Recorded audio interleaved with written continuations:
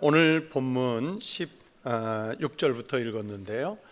그 앞에 1절부터 15절까지 지난번 강해하면서 마게도냐 지방의 교회들, 제가 지도도 한번 보여드렸었죠.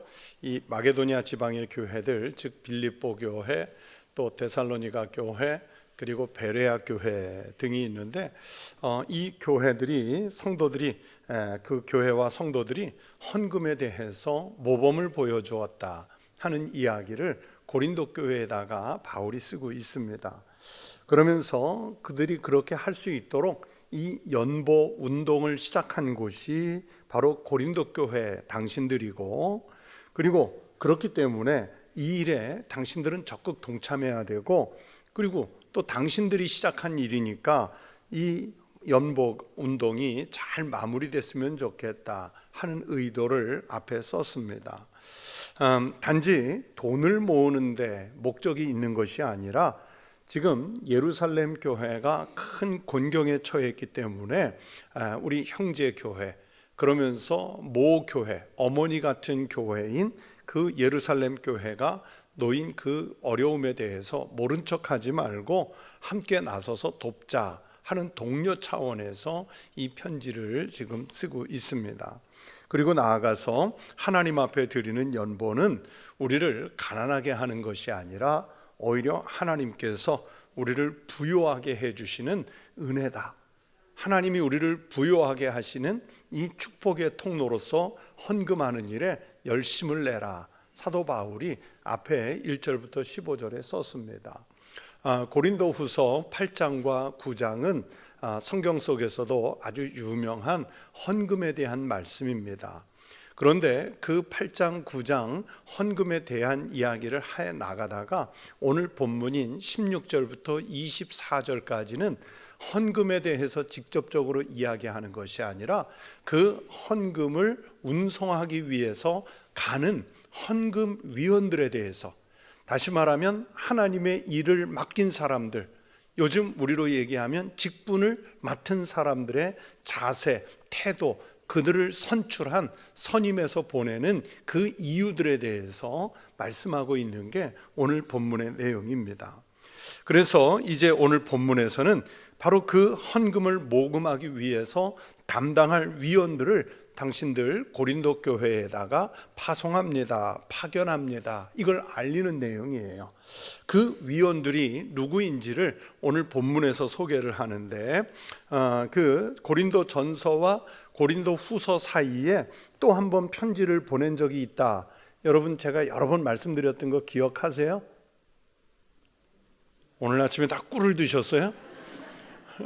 여러 번 얘기했잖아요. 고린도 전서, 고린도 후서만 있는 게 아니라 또 다른 편지가 있다고 말씀드렸어요. 기억하세요? 네, 그걸 기억하셔야 돼요. 그 편지에 제목이 붙어 있어요. 눈물의 편지. 그렇죠? 고린도 교회를 좀 안정시키기 위해서 바울이 눈물로 호소하는 편지를 썼는데, 그 눈물의 편지를 가지고 고린도 교회를 방문했던 분이 누구냐면 바울이 아끼는 제자, 동역자, 이 디도, 오늘 본문 속에 나오는 디도예요. 디도서를 쓴 바로 그 디도예요. 그리고 디도 외에 오늘 본문에 이름은 등장하지 않는 다른 사역자인데 두 분이 등장할 거예요. 그래서 이렇게 이분들 세 사람을 다시 헌금위원으로 선임해 가지고 고린도 교회에 보낸다 하는 내용이에요. 그래서 이 위원들이 고린도 교회에 도착해서 헌금 모금 운동에 이제 박차를 가하겠다는 의도를 바울이 오늘 본문에서 보이고 있는 겁니다. 왜 그 바울은 이렇게 어딘가 누구를 보내야 할 때 자주 디도를 보낼까요? 여러분, 사도행전을 보시든 또 오늘 본문을 보든 디도서를 보든 디도는 늘 바울을 대신해서 여러 곳을 갑니다. 그 먼 길을 오고 가는 일이 참 힘들었을 텐데, 지난 7장까지 할 때도 보면 바울이 디도를 고린도 교회에 보내가지고 좋은 소식을 갖고 방금 왔단 말이에요. 그 먼 길을 오고 가는 게 힘들었을 텐데 왜 반복해서 디도를 또 보낼까요? 뭐 요즘처럼 교통이 발달해 가지고 뭐 빠른 비행기를 타고 아니면 승용차를 타고 뭐 가이드를 동반해서 이렇게 다니면 좋은데, 이때는 그런 시대가 아니지 않습니까? 요즘처럼 교통이 발달한 시대에도 그 장거리 출장 한 번 다녀오면 참 피곤하고 힘든데 바울이 바로 이어서 또 디도를 보내는 거예요. 저희 집에서는 딸아이가 해외 출장이 좀 잦아요. 거의 대부분 유럽으로 이제 늘 출장을 가는데, 한 번 가면 3일 내지 또는 4일, 5일 이렇게 거기에서 회의를 하고 오면 되게 피곤해해요. 그런데 출장 그렇게 2, 3일 뭐 며칠 갔다 왔다고 해서 보면 또 쉬는 것도 아니에요. 야, 너 출장 갔다 왔으니까 며칠 쉬어. 회사에서 그렇게 하나요? 그냥 정상적으로 또 다음날 바로 출근해서 시차 적응해 가면서 일하고, 그렇게 일하다 또 가요. 그러다가 도중에 어쩌다가 그 회의가 취소됐다, 뭐 출장이 취소됐다, 자기 대신 다른 사람이 가게 됐다. 얼마나 좋아하는지 몰라요. 그럴 거 아니에요. 제가 잘 아는 한 집사님 한 분은 은행에서 해외 금융 담당이셨는데, 해외 출장을 자주 갈 때는요 1년에 30회 이상을 갔대요. 우리가 생각할 때는 야, 그럼 평균 일주일 열흘에 한 번씩 출장을 가는 거네. 매일 비행기 타고 다니고 좋겠다, 맛있는 거 먹고 좋겠다, 관광지 보고 좋겠다, 천만에요. 그 장거리를 다니는 그분은요 힘든 거예요. 회사가 그만큼 연봉을 주고 보상이 있으니까 가는 거죠. 그게 또 자기 맡은 일이고, 아마 그냥 하라고 하면 몇 번 하고 나가 떨어질 거예요. 그런데 오늘 이 성경 속의 디도는 여러분 금전적 보상이 있는 것도 아니지 않습니까? 그거 다녀왔다고, 바울의 심부름 다녀왔다고 무슨 명예나 승진이나 관직을 얻는 것도 아니에요? 그런데도 가요. 저는 바울이 왜 여러 번 디도를 그 먼 길을 보냈을까, 오늘 본문을 생각하고 또 생각해 봤어요. 디도는 일단 고린도 교회를 가봤죠. 그리고 거기서 머물렀었고, 그곳 교인들과 갈등 중에 대화를 한 경험이 있었기 때문에 고린도 교회 상황을 잘 알고 있습니다. 그리고 더 중요한 것은 바울과 고린도 교회 교인들 간의 갈등이 있을 때 디도가 가서 그런 문제들을 해결하는 과정에서 그쪽 교인들에게 아주 두터운 신임을 받았어요. 그래서 고린도 교회 교인들이 디도를 통해서 사도 바울에게 좋은 소식을 전해준 이야기를 지난번 강해에서 길게 말씀을 드렸었지 않습니까? 그처럼 디도는 바울에게는 디모데나 누가 요 몇 사람과 더불어서 가장 신뢰하는 목회자였고 또 선교 동역자였어요. 그리고 마찬가지로 반대편에 고린도 교회 교인들에게는 아주 신뢰할 만한 성품과 신앙을 가진 분으로 인식됐어요. 그래서 디도 개인에게는 힘들고 어려운 여정이지만 보낸 사람 또 보내고 또 보내는 거예요. 그러니까 디도는 그 사명을 맡은 거예요. 그런데 오늘 본문을 보면 앞에서 말씀드린 대로 디도만 보낸 것이 아니고 또 다른 두 사람을 함께 보냈습니다. 왜 함께 보냈을까요? 가장 여러분 머릿속에 떠오르는 대로 단순하게 생각하면 돼요. 그냥 디도만, 신뢰받는 디도 한 사람만 빨리 갔다 오게 하면 되는데 왜 같이 두 사람을 더 달려서 보냈을까? 단순하게 생각하면 돼요. 일단 오늘 본문 속에도 나오지만 대대적인 모금을 하면 그 금액이 거액이 될 거 아니겠어요? 거액이 돼요. 그러다 보면 도중에 어떤 예상치 못한 사고가 발생할 수도 있고, 또 단독으로 다녀오게 되면 쓸데없는 오해를 받을 수도 있어요. 그래서 본문 21절에서 복수로 보내는 이유에 대해서 이렇게 썼지요. 이는 우리가 주 앞에서뿐 아니라 사람 앞에서도 선한 일에 뭘 하려고요? 조심하려고. 좋은 일 하면서 구설수에 오르면 안 되잖아요. 조심하라고. 그러니까 괜한 오해가 발생하지 않도록 사전에 조치를 취한다는 뜻입니다. 만약에 오해가 생기면 그 헌금을 운송하는 중에 요즘처럼 계좌이체하나요? 스마트폰이 있어서 모바일 폰 그 뱅크로 보내나요? 아니면 옛날에 우리 70년대 80년대 하듯이 전신환 우체국에 가서 X 찍어가지고 탁탁탁 전보로 보내나요? 아니에요. 그냥 현금을 몸에 지니고 가야 하는 거예요. 우리 교회가 캄보디아에 그때는 사회주의, 인도 차이나 반도가 사회주의 국가니까 잘 갈 수 없는데 그 90년대에 우리 교회 청년들이 그 캄보디아 롱웬이라는 곳에 그 단기 선교를 가는데 많은 분들이 지금도 그 얘기를 해요. 직항으로 캄보디아 가는 게 없으니까 베트남을 경유해서 또 차량을 이용해서 가는데 그 캄보디아 선교지에 비용을 가지고 가야 하는데 청년들이 돈을 나눠 가지고 허리춤에 차고, 그죠? 이렇게 그 전대를 만들어서 그 위에 옷을 입고 배낭을 메서 가리고 그러고 갔다는 거예요. 여러분 20세기에도 그렇게 가지고 갔는데 2000년 전에 이렇게 오고 가야 되는 거예요.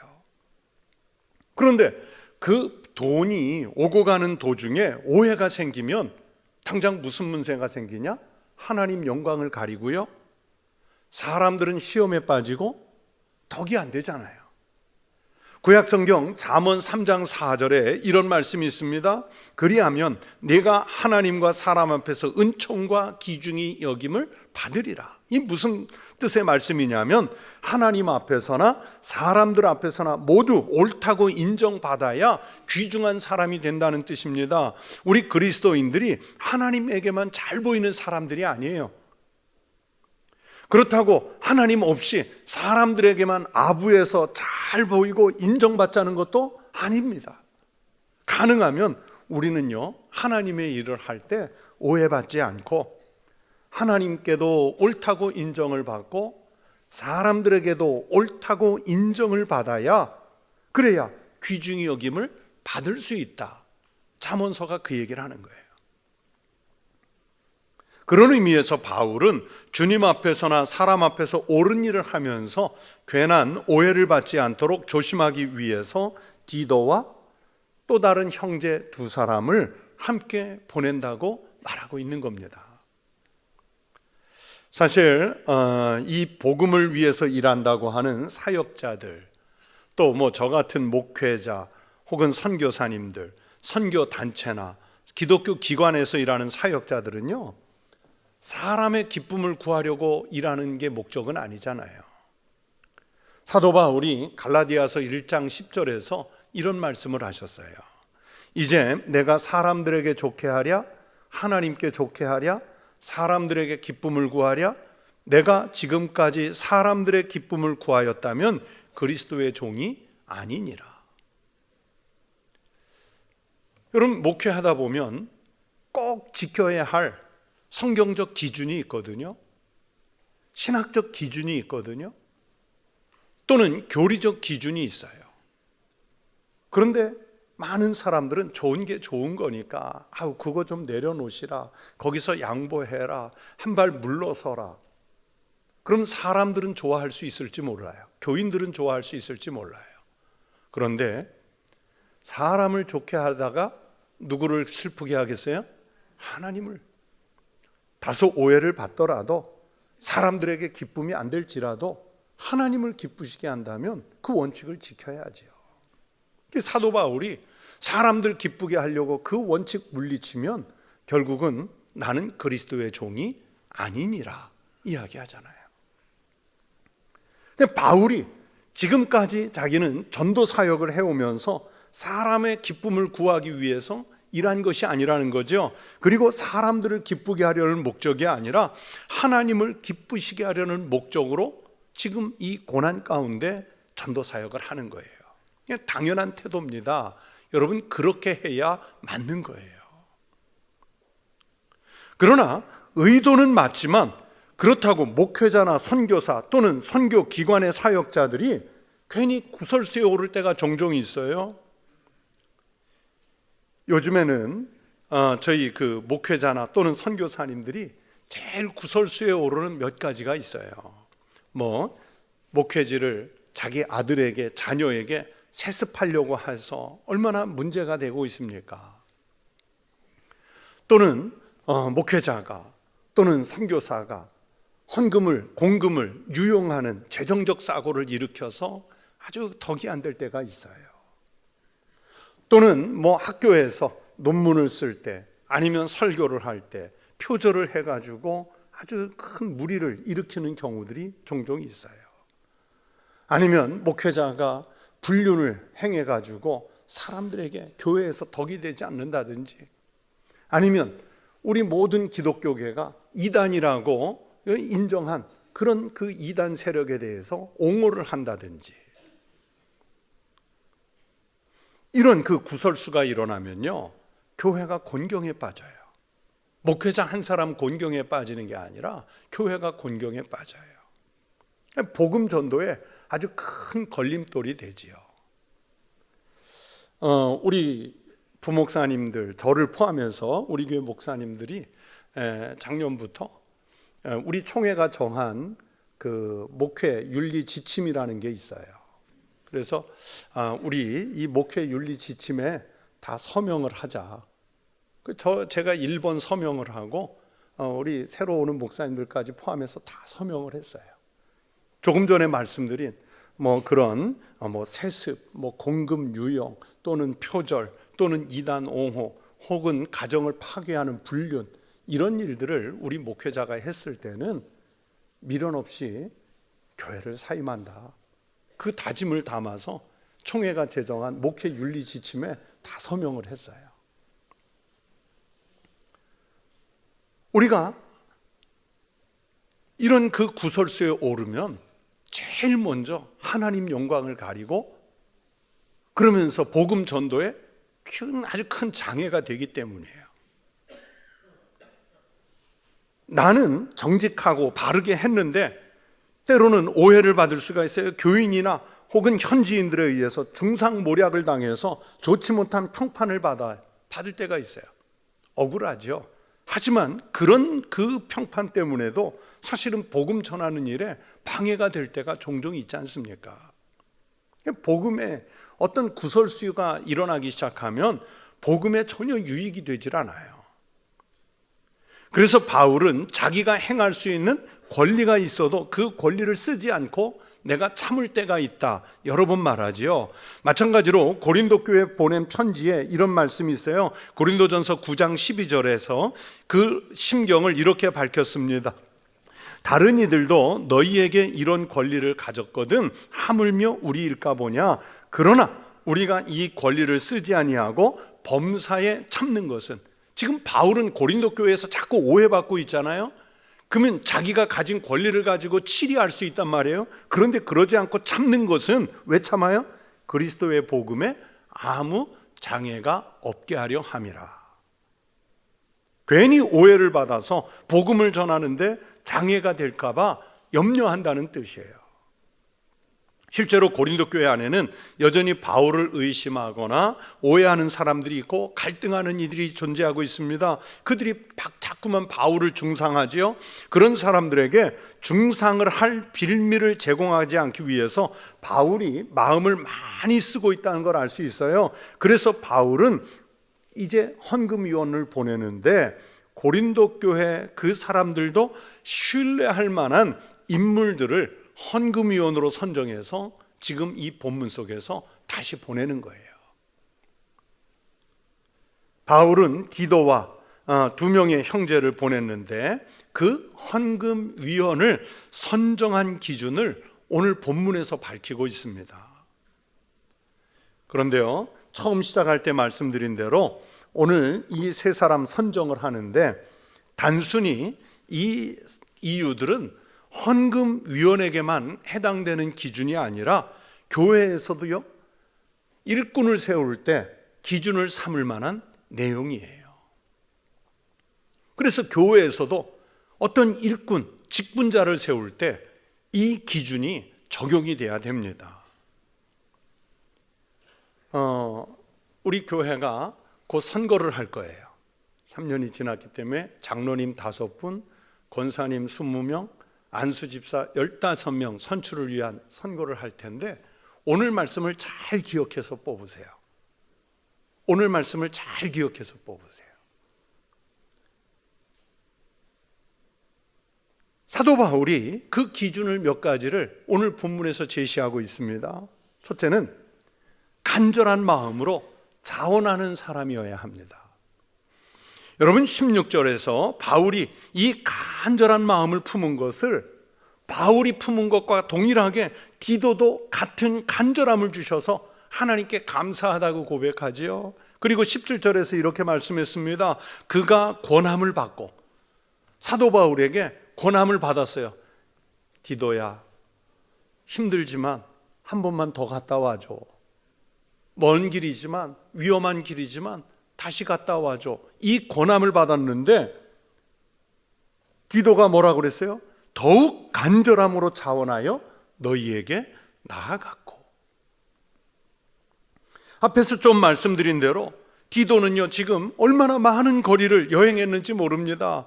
바울이 있는 에베소에서 고린도로 파송받아서 갔다가 마게도냐를 경유해서 돌아왔어요. 성경 속에 나오는 그 루트만 갔다 왔을까요? 그 중간에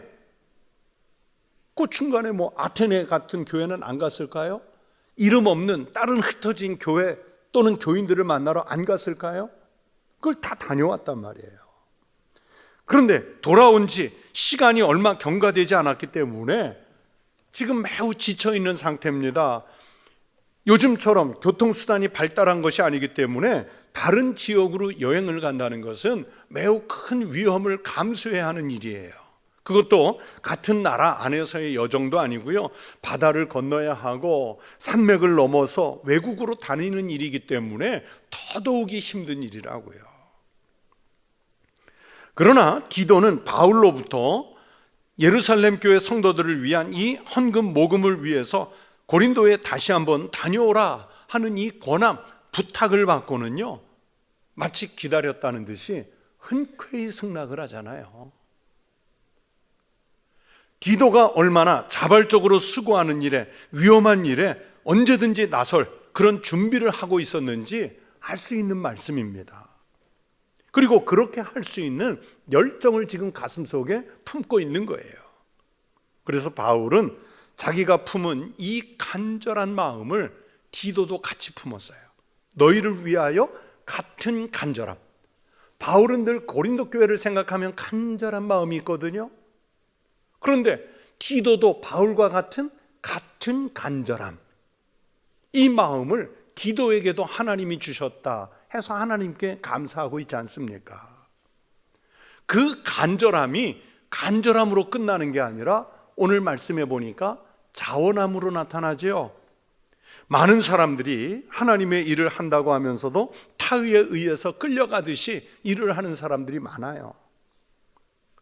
물론 억지로라도 해가지고 주의 영광이 나타날 수 있다면 좋겠지만, 그러나 자발적인 참여만큼 성과는 없을 겁니다. 기왕에 해야 할 일이라면 자원해서 하는 것이요 훨씬 더 보기에도 좋고 힘도 덜 들고 다른 이들에게 영향력도 선하게 나타날 것이고 또 하는 일에 대한 효율성 또는 능률도 더 좋게 나타날 거예요. 디도는 바로 그렇게 할 수 있는 마음의 사람이었고, 사도 바울은 디도가 언제나 그렇게 할 마음의 준비를 하고 있는 그 부분을 매우 귀하게 여긴 거예요.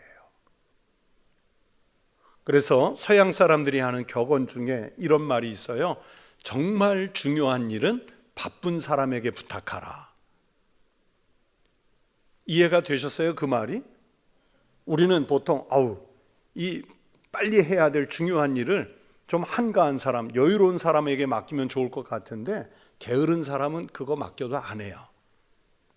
그런데 바쁜 사람은요 시간을 다 분배해가지고 일의 우선순위를 정해서 선과 후를 정해서 빨리 능률적으로 해내거든요. 그러니까 진짜 중요한 일은 누구한테 맡기라고요? 바쁜 사람에게. 우리도 그렇습니다. 그러니까 교회에서 직분을 맡아서 일할 때 어쩔 수 없이 또는 타의에 의해서 이끌려서 하는 직분이 아니라 간절한 마음으로, 사모하는 마음으로 자원해서 하나님의 일을 하는 직분자들이 되시기 바랍니다. 일꾼이 되시기 바랍니다. 그래야 그 직분을 감당하면서 감사가 넘치고 그 해내는 일에 대해서 우리 주님이 축복도 함께 주실 줄로 믿습니다. 또 둘째는요, 디도와 함께 보낸 다른 한 분에 대해서 이렇게 평가를 했지요. 18절을 보십시오. 또 그와 함께 그 형제를 보내었으니 이 사람은 복음으로써 모든 교회에서 칭찬을 받는 자요. 자, 이 18절에 어떤 기준이 보이십니까? 복음으로써 교회에서, 모든 교회에서 칭찬을 받는 자라고 말했어요. 오늘 본문에서 디도 외에 두 사람을 더 보냈다고 앞에서 말씀드렸는데, 여기 18절에서 또 그와 함께 그 형제를 보냈다고 그랬고, 22절에서는 또 그들과 함께 우리의 한 형제를 보내었노니 라고 말해서 또 다른 한 사람이 더 있다는 걸 말씀했죠. 그래서 두 사람이 더 간 거예요. 그 중에 이 앞에 사람, 18절에 나오는 사람, 그 형제는 모든 교회가 알고 있을 만큼 명성이 있고, 그런 면에서 복음적인 면에서 아주 탁월한 분이라는 것을 알 수 있습니다. 이 18절에 이 형제가 누구냐, 이 사람에 대해서 학자들마다요 의견이 분분해요.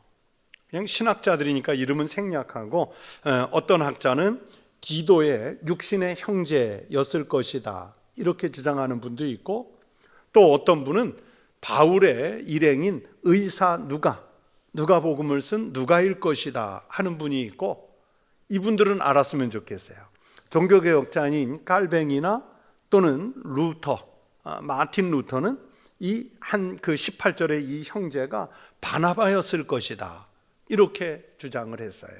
그리고 어떤 또 다른 학자는 젊은 시절에 마가였을 것이다. 그렇죠? 마가 요한, 마가복음을 쓴 마가 요한이었을 것이다. 이런 추정들을 해요. 그런데 어느 분이 되었든지 명확하게 이름이 밝혀진 것은 아니기 때문에 누구라고 특정해서는 말할 수 없어요. 뭐 깔뱅이 주장하는 거, 루터가 주장하는 거, 안셀름이 주장하는 거 다 확인이 안 돼요. 성경에 다른 말씀이 없기 때문에. 그래도 목사님 그거 나는 꼭 알고 싶습니다, 누군지 알고 싶습니다 하는 분은 천국에 가서 꼭 알아보세요. 여기서는 모르겠어요. 인물은 각각 다르게 주장하지만 대부분의 학자들은 한결같이 이 사람은 복음을 위해서 많은 수고를 아끼지 않았기에 교회에 많이 알려진 분이에요. 우리가 봐도 금방 알만한 인물들이잖아요. 마가, 누가, 그렇죠? 바나바 다 알려진 분들이잖아요.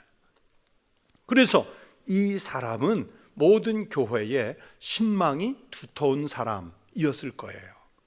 그 중에서도 특히 마게도니아 지역의 교회들에서 신임을 받고 있었기 때문에 남쪽에 있는 고린도 교회 보내는 일에도 선뜻 동행을 시킬 만한 그런 인물이었을 것으로 우리가 알 수 있어요. 그런데 이 사람은 바울이 개인적으로 추천해서 당신이 가시오 하고 추천해서 간 것이 아니고 교회가 공식적으로 선택해서 보냈어요. 19절을 보십시오. 이뿐 아니라 그는 동일한 주의 영광과 우리의 원을 나타내기 위하여 여러 교회에 어떻게 했어요? 택함을 받아 우리가 맡은 은혜의 일로 우리와 동행하는 자라. 제가 오늘 여기서 설교 제목을 따왔어요. 은혜의 일에 우리와 함께 동행시키기 위해서 여러 교회에서 택함을 받았어요. 즉 교회가 이 사람을 신임해 가지고 어느 한 교회만이 아니라 여러 교회가 이 사람을 전적으로 신뢰하는 사람이었기 때문에 선택한 일꾼이라는 뜻입니다. 여러 교회가 공식적으로 선택을 했다는 것은 개인의 취향이나 혹은 편견에 매이지 않고 가급적 많은 사람 또는 많은 교회에서 이 일을 할 수 있다고 지지를 받는 인물에게 이 막중한 사명을 맡기겠다고 하는 의도를 가지고 있어요. 말씀드린 것처럼 우리도 장로, 권사, 안수집사 이런 선출을 할 때가 있죠. 그럴 때 교회의 이 교인들이 공식적인 투표 행위를 통해서 선출을 합니다.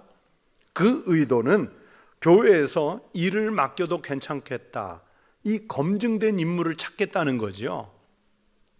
그냥 목회자하고 가까워서, 아니면 교회의 어떤 유력한 장로님이나 권사님 이분들하고 가까워서 선택되는 것이 아니라, 이 사람은 교회가 인정해서 일을 맡겨도 괜찮겠다, 이런 검증된 사람을 찾겠다는 의도예요. 그 뽑힌 사람에게 기대하는 바가 있다는 뜻입니다. 그런데 정말 그렇게 선택을 받아서 뽑혔을 때 그 기대에 부합하도록 일을 하고 있는지는 생각해 봐야 돼요. 옛날에는요, 직분자가 된다는 것은 곧 목숨을 거는 거예요. 여러분, 한국교회에 항존직, 죽어도 묘비에 그 이름을 쓸 수 있는 항존직이 왜 한국교회만 항존직이 있을까요? 한국교회 초창기에 직분을 맡는다는 것은요, 목숨을 거는 일이에요. 그러니까 직분을 받았는데 박해가 다가오면 얼른 버리고 도망가면 안 되니까, 당신은 한 번 뽑히면 죽을 때까지 장로요, 죽을 때까지 목사요, 죽을 때까지 집사요, 죽을 때까지 권사요 하는 의미에서 붙였는데, 그래서 항존직이라고 이름을 붙였는데, 과연 그 기대에 부합하도록 일을 하고 있는지 생각해 봐야 돼요. 만약에 그렇게 열심히 하지 못한다면 사람들의 기대에 부응하지 못하는 것이고, 교회에 덕이 되지 못하는 것이고, 마침내는 그 직분 가지고 하나님 영광 가리는 거예요. 그래서 제가 재직 수련회 때나 또는 권사 수련회, 이런 수련회 때 가끔 말씀드리잖아요. 그런 면에서 내가 직분을 선출을 받았는데 감당할 자신이 없으면 조용히 물러나는 것도 오히려 덕이 됩니다. 그런데 사람들 마음이 어떻습니까? 그 직분이 가지고 있는 게 무슨 출세, 명예, 권세 이런 건 줄 알고 그 이름 때문에 뽑히고 싶어 해요. 직분의 이름을 갖고 싶어 합니다. 그러나 이름은 갖고 싶은데 하는 일을 하는 것에서는 벗어나고 싶어 해요. 바로 이 지점에 딜레마가 있습니다. 이름은 갖고 싶은데 일하기는 싫어. 무덤에 세워질 묘비까지 가지고 갈 그 이름을 가지고 싶은데 일에는 충성하지 못하는 이 내적인 갈등이 있고요. 또 교회에서 그런 그 직분자를 지켜보는 외적인 갈등도 있어요. 여러분, 어떻게 하면 오늘 이 본문 속의 일꾼처럼 칭찬을 받는 사역자가 될 수 있을까요? 사도행전 6장을 보시면 우리 교회 역사에서 처음 목회자가 아닌 또는 선교사가 아닌 직분자 7명을 처음 세우지 않습니까? 그때 조건이 3가지예요. 사람들이 선출하는 기준이 3가지예요. 뭡니까? 성령이 충만한 자,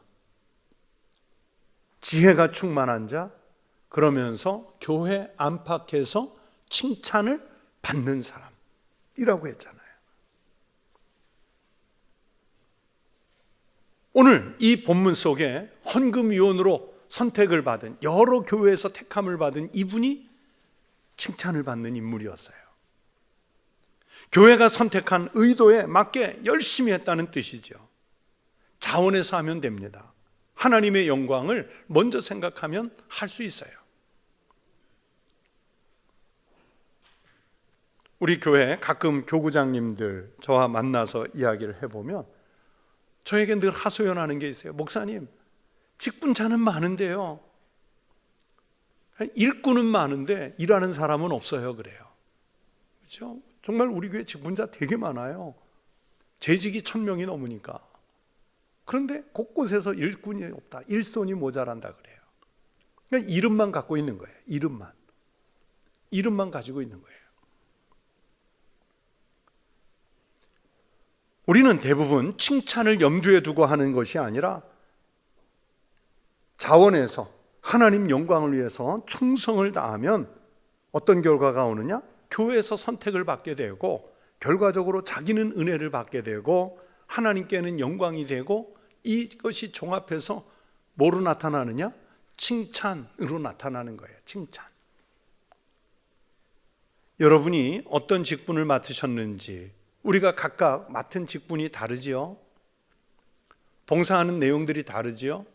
그러나 어떤 직분, 어떤 봉사를 하시든 여러분 하나님 영광을 위해, 맡은 직임의 충성을 위해 자원해서 열심히 하십시오. 그러면 사람의 칭찬도 칭찬이지만 하나님의 칭찬이 분명 있을 줄로 믿습니다. 마지막으로 세 번째는요, 어느 날 갑자기 일꾼이 돼서 열심히 하게 된 것이 아니라 이전에 이미 여러 차례에 걸쳐서 열성적인 헌신이 입증된 사람을 일꾼으로 택했다는 사실입니다. 22절 말씀을 보십시오. 또 다른 한 형제에 대해서 이렇게 말씀했죠. 또 그들과 함께 우리의 한 형제를 보내었노니 우리는 그가 여러 가지 일에 간절한 것을 여러 번 확인하였거니와 이제 그가 너희를 크게 믿음으로 더욱 간절하니라. 이 사람도 누군지 앞에 한 형제처럼 이름은 알 수 없어요. 그런데 이 사람은 고린도 교회에 대해서 간절한 마음이었어요. 간절한 마음이었어요. 그래서 22절 말미에 이제 그가 너희를 크게 믿음으로 더욱 간절하니라 했어요. 저는 이 말씀을 읽고 연구하면서 제가 많은 주석들, 사전들 이렇게 찾아봤는데 앞에 그 다른 형제처럼 여러 예측들이 있어요. 그런데 이 이야기를 한 곳은 단 한 군데도 없더라고요. 무슨 얘기냐면 그게 저 혼자 생각이에요. 제 개인적인 견해로는 혹시 이분은 고린도 교회 출신이 아닐까? 그런 생각이 들었어요. 성경을 읽고 여러 자료들을 찾아보면서 어디에도 나오지 않은 내용인데 제 마음속에 이분은 고린도 교회 출신이 아니었을까? 그 생각이 들더라고요. 그래서 만약에 이분이 고린도 교회 출신이었다면 자기 모교회, 어머니 교회인 고린도 교회에 대해서 좀 남다른 믿음이 있었을 것이고 또 그 교회 교인들에 대한 간절한 마음이 있지 않았을까, 이런 생각에 제가 미친 거예요. 단순히 제 개인의 의견이지만 여러분도 여러분의 교회, 청북교회에 대해서 믿음이 있고 또 교회를 생각하면 더 간절한 마음이 드시는 것 아닙니까? 그렇잖아요? 어디 가서 누가 청북교회 알아주면 여러분 기분이 어때요? 좋잖아요. 나 그 교회 출신이야. 여러분 마음이 기쁘죠. 또 내가 다니던 교회에 뭔가 기쁜 일이 있으면 같이 기뻐하고, 뭔가 어려운 일이 생겼다고 하면 나도 모르게 기도 나오고, 그죠? 간절한 마음이 생기잖아요. 물론 저에게도 모교회가 있어요. 어렸을 때부터 자란 교회가 있어요. 그 교회를 위해서 오랫동안 기도했는데 이제 목회자가 돼서 떠난 지 30년이 넘으니까 자꾸 기억에서 가물가물 이제는. 그러니까 이제는 제가 담임 목회를 했던 교회들을 위해서 기도하게 되는데, 근데 그 교회들이 잘 되고 좋은 소식, 기쁜 소식이 들려오면 기뻐요.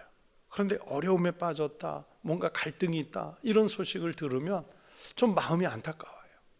그 간절한 마음인 거죠.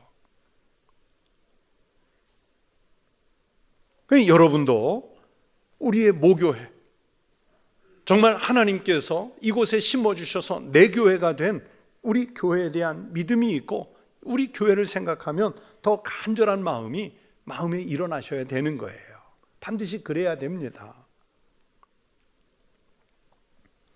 여러분, 이 성경 속의 이분은 단지 고린도 교회에 대한 믿음과 간절한 마음 때문에만 이 중요한 일에 선임된 것이 아닙니다. 나 그 교회 사랑해요, 열심히 하고 싶어요, 그래서 뽑힌 게 아니고요. 이미 열심에 대해서 검증된 인물이라는 걸 알 수 있습니다. 그가 여러 가지 일에 간절한 것을 여러 번 확인하였거니와. 교회에서 여러분, 우리가 일꾼을 선택할 때도 그렇습니다. 제가 처음 시작할 때 일꾼 선택할 때 이 기준이 있어야 된다고 그랬죠.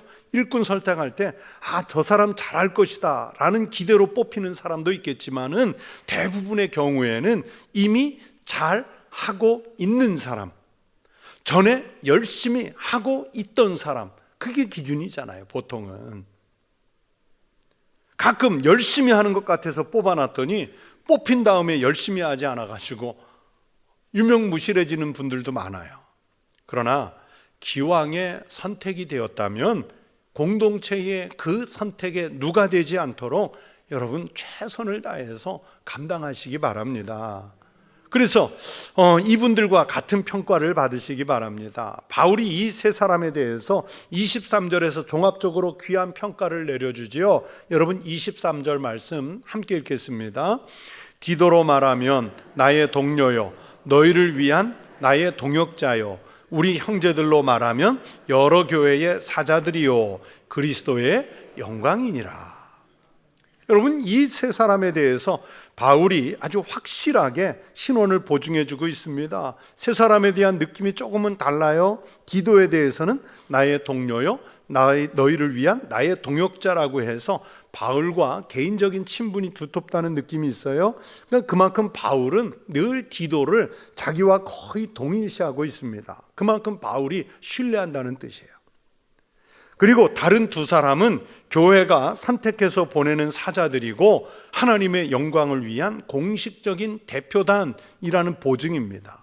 바울이나 디도가 개인적으로 선호하는 사람과 헌금위원단을 꾸린 것이 아니고 교회가 정식으로 선임한 대표단을 보내는데 그 중에 이 디도가 대표단장인 거예요.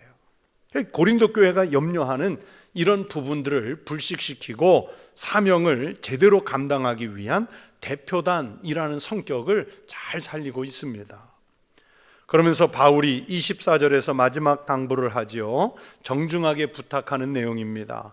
그러므로 너희는 여러 교회 앞에서 너희의 사랑과 너희에 대한 우리 자랑의 증거를 그들에게 보이라. 고린도 교회를 향해서 이들이 도착했을 때 분명하게 반응을 보이라는 말씀이에요. 너희의 사랑, 너희의 증거를 내보여서 우리가 그동안 고린도 교회에 대해 자랑하다는 것을 증명하라는 거예요. 단순한 목적은 헌금을 열심히 하라는 의도지만 더 큰 뜻은 교회가 교회로서 받은 사명을 잘 감당해서 이 대표단 앞에서 고린도 교회가 내가 생각하는 그 자랑스러운 교회가 됐으면 좋겠다, 그 얘기를 하는 거예요. 여러분, 제가 외부에서 어떤 목회자들 또는 선교사님들 청북교회 이렇게 가끔 손님으로 오시는데 그분들 앞에서 우리 청북교회가 자랑스러운 교회여야 되지 않겠어요? 우리 교회는요 이런 면이 좋아요, 사람들이 이런 면이 좋아요, 이런 역사성이 있어 좋아요, 이런 선교를 해서 좋아요, 이웃을 위해서 이런 일들을 하고 있어 좋아요, 이 자랑을 할 수 있어야 되는 것 아니겠어요? 그러니까 지금 바울이 고린도 교회 보고 그런 당부를 하고 있는 거예요. 여러분이 어떤 자리에서 어떤 직분이나 직책을 수행하든 거기에는 분명한 하나님의 부르심이 있는 줄로 믿습니다. 그렇기에 우리가 함부로 할 수 있는 일은 없습니다. 최선을 다해서 하나님의 영광을 위해서 일하는 일꾼이 되십시오. 교회에 덕을 끼치고 모든 이들에게 칭찬거리가 되고 자랑이 될 수 있도록 하십시오. 그 충성으로 장차 하나님의 복이 우리 성도들과 함께 있으시기를 주의 이름으로 축원합니다. 기도하겠습니다. 하나님 아버지, 감사합니다. 우리를 하나님의 일꾼으로 택하여 부르셨으니 맡은 바 하나님의 일꾼으로서 책임을 다해 열심히 자원하여 간절히 일함으로 하나님께 영광이 되고 우리 모든 교회와 사람들 앞에서는 자랑이 되고 칭찬이 있게 하여 주시옵소서. 하나님, 이 시간에 주님께 귀한 예물을 봉헌한 손들이 있습니다. 11조와 감사의 예물 또는 서원한 예물들을 각각 드렸사오니 하나님 받으시고 하나님께 영광, 이 땅에 그리스도의 은혜를 끼치는 귀한 예물 되게 하여 주옵소서. 감사드리며 예수 그리스도의 이름으로 기도하옵나이다. 아멘.